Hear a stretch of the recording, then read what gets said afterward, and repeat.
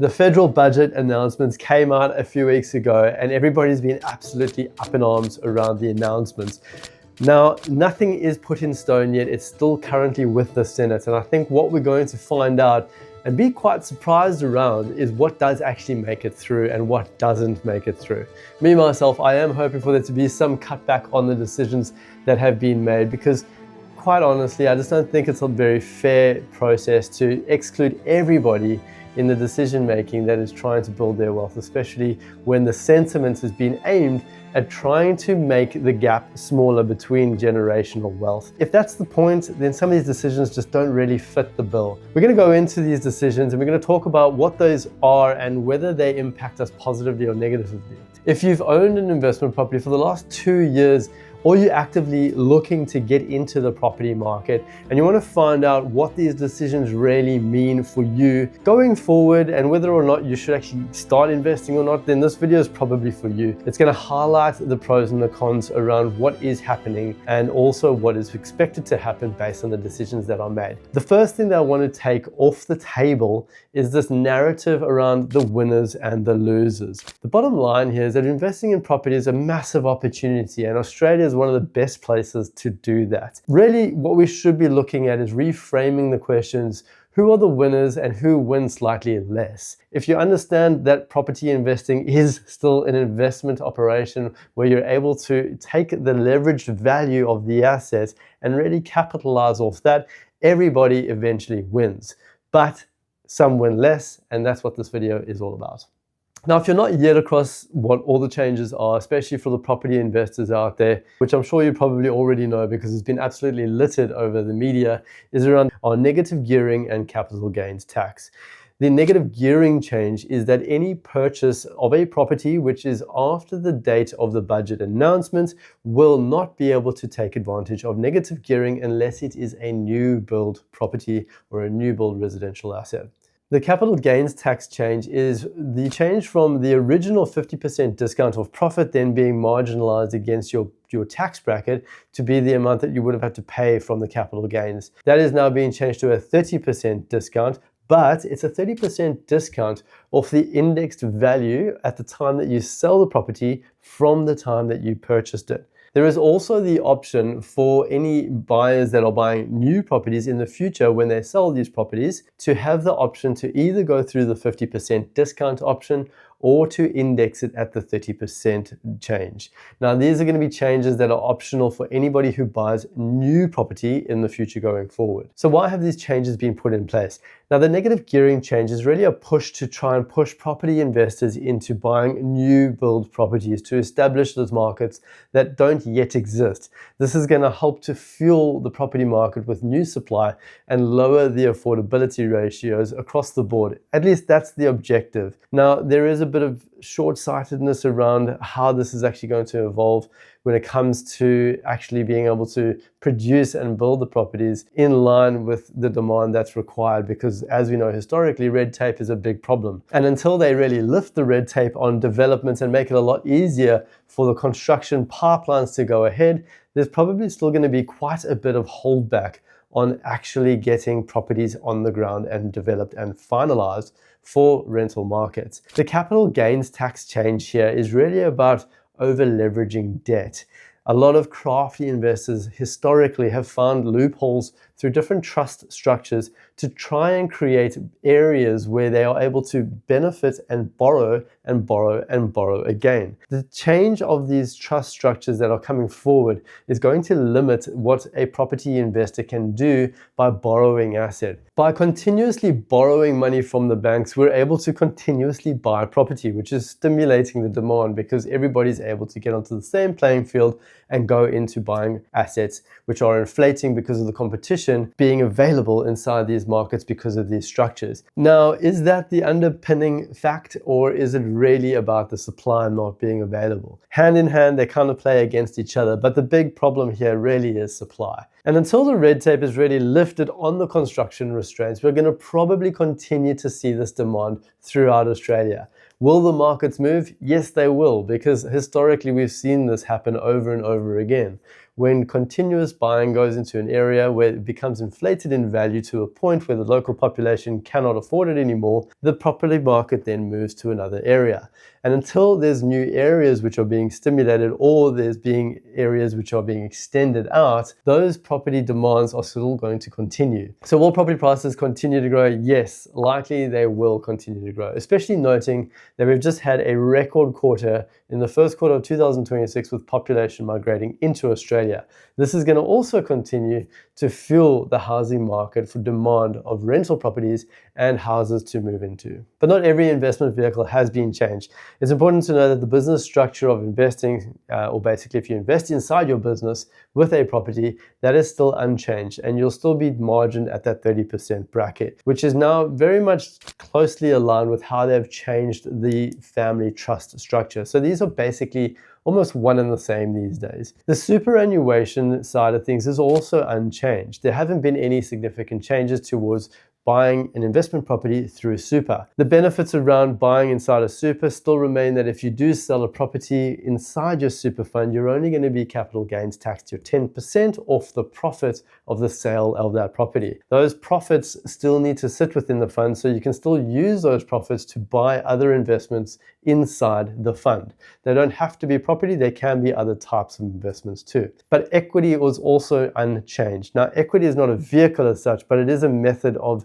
using the value that you've created from your investment property to repurpose into new purchases. Now, there's no tax being added to equity, which is great. It allows us to still continue to buy and still borrow from the bank without having to sell a property. So let's look at a scenario for any investors who are buying in existing markets moving forward. We're going to use $150,000 as a salary on a $500,000 purchase price. Let's assume that that property has been held for 6 years and it's now worth a value of $900,000, and it's going to be sold at that value. The rent at the time of purchase was around $500 a week in rent, now at $800 a week in rent 6 years later. So that's gone from a 5.2% yield to an 8.3% yield. Now, before the changes took place, if you do sell that property 6 years ahead, you would have lost $87,000 in the old structure. The new structure, you will be losing $133,000. Now, that is a significant change in cash, but there is a consideration that needs to be realized in this calculation.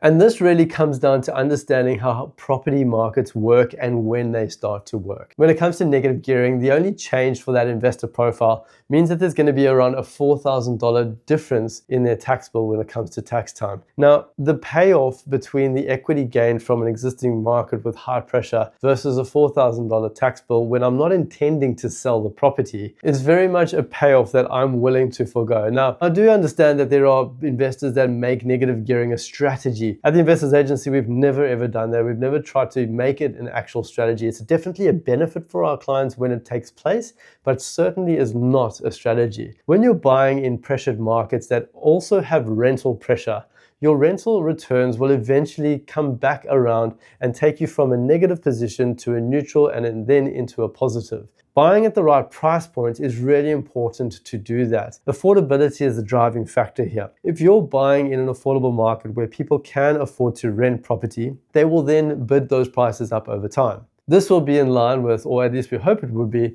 with the wages that increase over time. As rental prices increase, taking your property to a neutrally geared position and eventually to a positive geared position is one of the key factors of looking at affordable markets. At the top end of the market, you don't necessarily get that, and I'm going to get to that in a second, but quite typically, that's not who we buy property for, and it's never really been a structure that we've advised for. I'm going to use an existing market, which is a typical high-pressure market, against a new developers market, which is yet established. It's not really got much infrastructure around it. This is the type of marketplace that the government is trying to incentivize investors to buy into.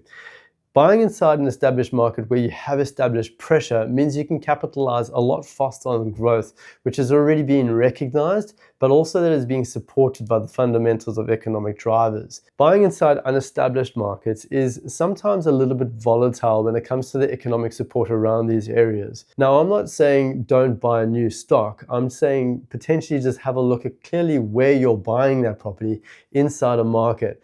If there's no local economy that's stimulating the money flow in that area compared to a market where there is a lot of money flow stimulation, then you're probably going to be seeing a little bit of stagnated growth for the few years ahead. Now, I am of the idea that those markets do need to exist. I'm not discounting that at all. We do need economies to grow, and this is the right step in the right direction.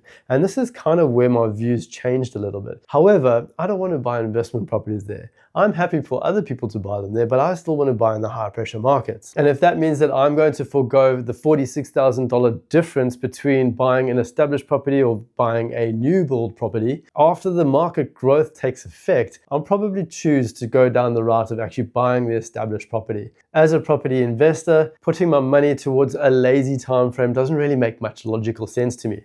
By all means, homeowners, go and buy those. I think it's a great idea. We want to buy around you as investors because we know that homeowners are proud of their areas. But as an investor, having a build time frame for up to 2 or 3 years while that project gets put on the ground is going to absorb a lot of my funds while there's no growth happening inside that market. I'd rather put it towards work inside areas that are already moving. Because if you remember, equity is not taxed. And if you start to gain that growth, use the equity and purchase more property, you'll be moving a lot faster than waiting 2 to 3 years to get a property put down on the ground. If you like this kind of content, then give us a thumbs up. It gives us a little bit more direction of the type of content to create and educate our audience with. So what do I see happening? Well, I see a few things happening. Mostly that a lot of property investors will probably go down this route of actually going into the new build assets. This is going to fuel those markets, which is good. And I am of the opinion that we do need that. Do I want to do it with them? No, I don't.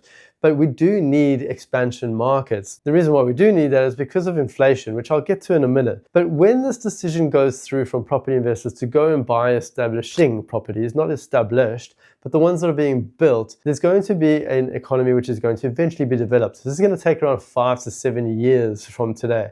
At that stage, I want to know about that market. But today, I want to invest in established markets. When the population gets driven by the attractive campaigning that is being put in place by the government and by all these very well-brochured home and land package companies, all of that demand is going to go into a pipeline where there's development being held back for up to 2 to 3 years until development is complete. In that time frame, there's going to be a shortage of rental properties being produced inside established markets. Now, what is that going to do inside those areas where there's already high pressure and high vacancy rates? It's going to do two things. It's going to increase the rental demand, which is going to increase yields. Now, since 2020 until today, our yields have dropped by around 2.5% nationally, and that's because of the amounts of interest that came into buying investment properties from the COVID boom eras. That absorption of yield has been undertaken by the value increase in property prices. Yield is calculated by a percentage of rent return compared to the purchase price of an asset. Now, rents don't climb as quickly as what purchasing prices can, and because of that reason, yields have dropped significantly. When the realization comes to play that an investor that buys inside an established market is going to capitalize off stronger yields, which is going to help them to get funding from the bank to go and buy more property from the equity that's been created from the demand inside that market, then the property market is going to start booming again inside the established markets.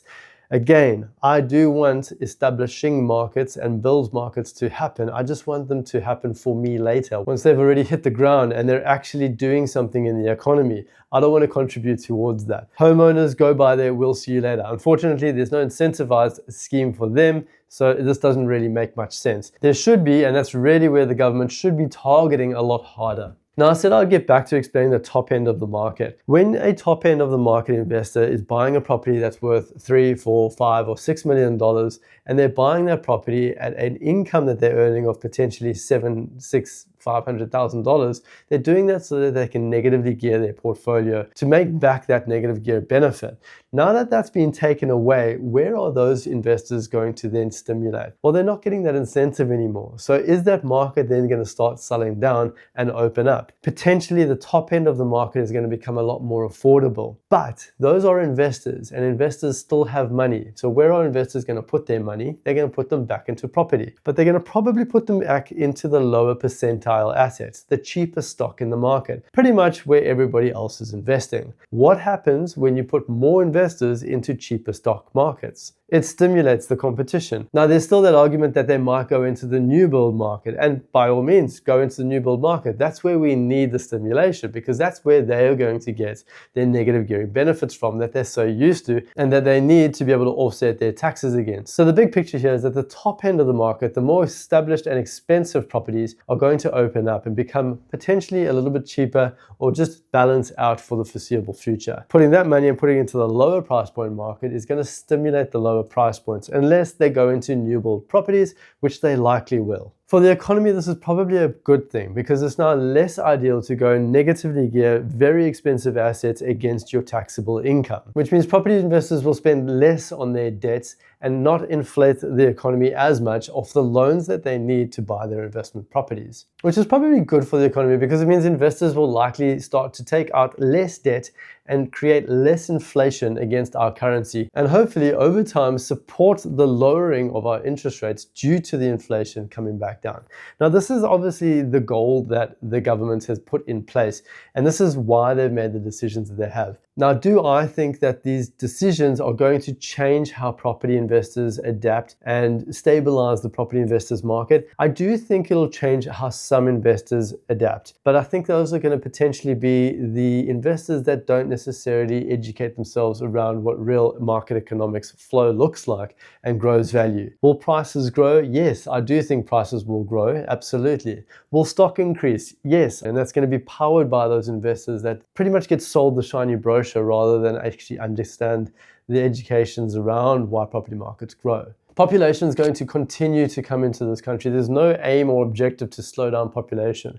As soon as we do that, the local economy also starts to dry up. This is a chicken or the egg situation. We can't stop population, but population needs houses. Houses do not exist, so we need to create them and build them. Do I want to be a part of it? No, I don't. Somebody else can.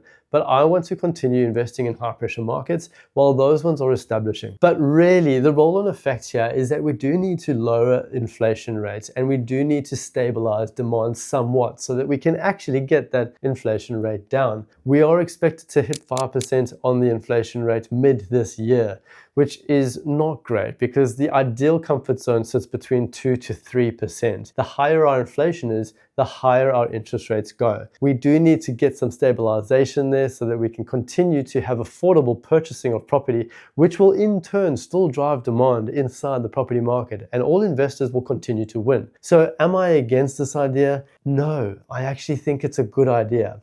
Is it being managed correctly? No, it's certainly not.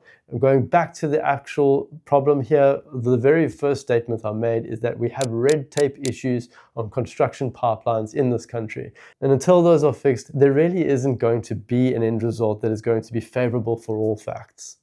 In summary, I really don't think this is as bad as what everybody else is making it out to be. The loss in benefit is really not a loss. It's less of a win. And it's all underneath the right assumptions of putting properties inside markets to stimulate the economy, to lower our inflation, to make things affordable so people can continue to buy property to create the demand in the property market. This will be a rolling effect for as long as we are humans that need shelter. And I think as long as property investors understand that point of view, you will be able to make smart and informed decisions around the types of properties that you need to buy inside your portfolio at the right time to be positioned in the right locations in Australia that will drive demand for your portfolio's growth. The only real thing that I think has been massively short-sighted is there hasn't been enough stimulation around home buyers buying their own homes inside these markets. Had that been put in place, I think the narrative and the objective around those decisions would be very, very different. The idea that investors are getting penalized, but property home buyers are not being benefited doesn't make sense unless you're looking at who wants to win.